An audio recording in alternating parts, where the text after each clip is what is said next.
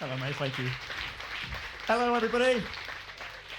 I do tend to go off piste a little bit with these things, so I'm apologising already to the teleprompter. I'm sorry. I've met lots of students in my career, but one of the very first students that I actually really spoke to was a young guy called Jay. And Jay was one of my very original students in our first school here in Australia. And Jay was one of those real cheeky, chappy, larrikin types, but was always in trouble. You all know one of these kids. No matter what they do, you couldn't help but like them. And he, he'd been excluded so many times, and he'd gone through detentions. He'd been involved with youth justice, but he still had this amazing personality. And I got to chat to Jay. And so Jay, one of the very first things he told me, in fact, when we talked about youth justice, was he was loving our schools because he didn't feel the need to bring a knife to school. And he sort of go, oh, okay, this is going to be an interesting conversation. And I sort of did the adult thing that we all do. I said to him, what do you want to be when you grow up? What do you want to do after school? And his response will always stick with me. He was just incredibly sad. He said to me, what does it matter, Paul? No one cares about me. I'm not important. And that really stuck with me. And by luck, we had the most amazing trades training teacher in this school in Northern Australia. We had the most amazing trade training teacher. And at the back of the school, we had this huge warehouse campus for trades training. And in there was this very old forklift truck that hadn't worked in a while. And this teacher decided, I'm going to get this thing working. And so he got involved with a bit of a project. He created a project, and Jay got involved with this. And under supervision, he and Jay actually managed to get this forklift truck going, because he recognized that Jay had this incredible talent with tools, engines, and what strength he had in that space. With vehicles, that sort of thing. I mean, he's actually stolen enough of them, to be fair. So he recognized his strength in Jay. And, he thought maybe locksmithing apprenticeship wasn't the right thing to do. So he put him into a mechanic apprenticeship, in a school-based apprenticeship. And from there, of course, Jay thrived. Jay absolutely thrived. He went back and had to gauge this maths so he can get through his mechanics apprenticeship. And he finished school. And the last time I heard about Jay, he was actually doing fly-in, fly-out work on renewable energy projects in Northern Australia, making a fortune, not involved with youth justice, and just having a fantastic life. All down to the fact that one teacher said, unlike me, what do you want to be when you grow up? He said one thing, he said, what are your strengths? And how can we build on those strengths? And it was in these conversations I recognized that what we were trying to create wasn't actually a schooling system. We're actually trying to create something about human potential, about identity, about impact, about purpose. And so from there, I'd be really grateful if you could just close your eyes for 1 minute. I want you to picture in your mind a child that you really care about. It could be your son, your daughter, your grandchild, a niece, a nephew. And if you don't have that child in your life, I want you to picture yourself 20, 30, 40 years ago, maybe more in my case. That sense of wonder that you had of the world, that imagination of all the things that could be and all the possibilities that were out there. Then I want you to picture that child as an 80-year-old. And I want you to think of them. How do you want people to talk about them? What sort of life do you want them to have? Do you want them to have a life where you went, well, he didn't do very well at maths? Or do you want them a life where people went, they had a life that mattered, a life of impact? That was a really bad impression, by the way, of my old Welsh teacher in maths, Mr. Jones. So apologies. It doesn't matter. He's probably dead anyway. It's fine. About 2,400 years ago, there's a guy called Aristotle. You might have heard of him. Aristotle created a very, very simple framework for human strengths. He created this framework that said, identify your strengths, develop those strengths into skills, and use those skills in the service of others. Identify strengths, use those strengths and develop them into skills, and use those in the service of others. And it sounds very theoretical, but what we're learning is, in fact, there's so much research that actually shows this as a real thing, that if you can use your strengths, you're far more engaged and you're far more to feel like you're living a purpose. In fact, some Gallup research recently told us that if you use your strengths every day, you're 6 times more likely to be engaged in your work. If you're using your strengths every day, you're 3 times more likely to actually feel that you have an excellent quality of life. Excellent quality of life, 3 times more likely if you use your strengths. This is huge. And so the question, of course, then is why does this matter? Now, um, obviously utilizing strengths helps with disengagement. We've seen that with Jay. Utilizing your strengths does obviously help with human flourishing. But in addition to that, it is going to be the competitive advantage that differentiates us into this new next reinvention of the human race. Education was created in the industrial era, the industrial revolution era. And as humans, we've gone through three major reinventions, and you guys all know this. We've gone through the agricultural revolution. We stopped, or the majority of us stopped being nomadic. We settled, we created communities, we created places where we belong. And in those places, we found community, we found a role for ourselves. And from there, these small communities, some of them developed into villages and towns and bigger, and that went over thousands of years. The next major reinvention for us, of course, was the Industrial Revolution.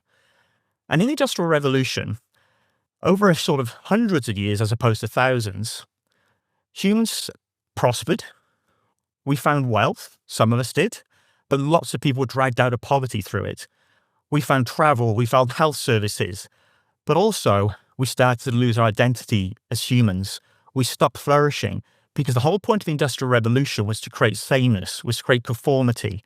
Factories were needed for people to be conforming. People needed offices and workers who human resources. We all had to conform within this new structure. And that, of course, is where the education system came from. And that's not going to work in this upcoming world of AI, the next reinvention of the humankind. And so, despite all the great success of the Industrial Revolution, we are now more depressed. We are now have more anxiety, more mental health challenges than we have before because we've lost our place. We've lost our sense of community. I've quoted Aristotle, so I'll quote the other great philosopher, Jimmy Carr. Jimmy Carr said, school is the only place in life where they make you work on what you're bad at and not what you're good at. And it's true. There's very much a deficits model where we have to be standardized to sort of conform and fit within an Industrial Revolution model so that we're able to step up to fill that workers gap. And of course, that's not going to carry into the next reinvention of the human race. What's going to carry is the thing that makes us different, the thing that Jay had, those human strengths. That is what's going to be needed in the next iteration. It's things like Jay, but it's things like that child who can create calmness and in a room full of conflict and chaos and bring calm. It's people like yourselves where you take this massive information and distill it down. It's the creativity, it's the resilience, it's the wisdom. All these things are what's going to carry us forward. And it's not just theoretical. We are seeing it already today. Major world companies, Accenture, IBM, Apple, Google, all these companies have removed requirements for degrees from thousands of roles. And LinkedIn will tell us that there's been a 50% increase in employers looking for skills-based hiring over degrees, and now 60% of employers are looking for skills-based hiring over degrees. And so this is a huge transformation. And we then have to ask ourselves, what is the role of education in this? Well, we have to identify those strengths. What worked in the past, is it going to work in the future? And a lot of people say that, but of course, what comes from the past is the opportunity of human flourishing that I talked about. So that framework, if we could put that into our schools, and schools are going to become discovery hubs, they're going to become discovery labs. My hope is that even through the utilization of AI, we can actually help young people in smaller classrooms discover what they are, discover what their strengths are, and then put those into service of others. And this doesn't just work in theory in employability outcomes. It obviously works directly in the classroom too. The more engaged you are in learning, and you all know this, the more you are engaged in your learning, the more an individual prospers at school and does so well. Now, I have this view that in 500 years from now, we will look back on the industrial period of our history, and despite all the wealth creation, we'll look back and go, wow, what an awful time to be a human. That wasn't when we were flourishing. You know, that was a period when we had to work in factories. And yes, there was the Beatles and there was rock and roll, but those are the people that sort of stepped out of that and they were allowed to flourish. So the question then is pretty simple. We have to sort of work out how we're going to drive this change. The Industrial Revolution, the agricultural revolution didn't need any massive driver. It just kind of happened over thousands of years. The Industrial Revolution, government responded to it over hundreds of years. You had the Mines Act, you had the OH&S Act, you had the Reforms Act, the Great Reform Acts. They responded through legislation. Government's not going to keep up with the exponential change that's coming through AI. We're going to see changes in skills, education, employment, all these things on a massive scale. And it's going to be exponential. The next 5 to 10 years, the world is going to change more than it's changed in the last 50 years. And government won't be able to keep up with this. Policy won't be able to keep up with this. So it really comes down to then, how are we going to change this? And it starts here. People who come to TED Talks, people who watch TED Talks online, you are the early adopters. You are the people that will drive this change. And you've heard so much about this today. You'll be the people that make these changes. And, if you could ask one child what their strengths are, you will change a month for that child. If you could do that multiple times, you could change their lives. And if we could come together as a collective, we will change education systems and we will change everything as a part of a movement. That is what it's going to take in this exponential change world. It will have to come from us, the people who work in this system. So I'm going to end again by asking you to just think about the child that you think about earlier, and it could have been yourself. I want you to think about them. And I want you to think about the impact they're going to have on the world. Do you want them to look back on school and say, that showed me where I wasn't very good at things? Or do you want them to look back and go, wow, that powered me, that taught me my strengths, and those strengths and what I now can apply to this new world of AI, and I can really flourish? If we could show one child what their strengths are, we could show them how they fit.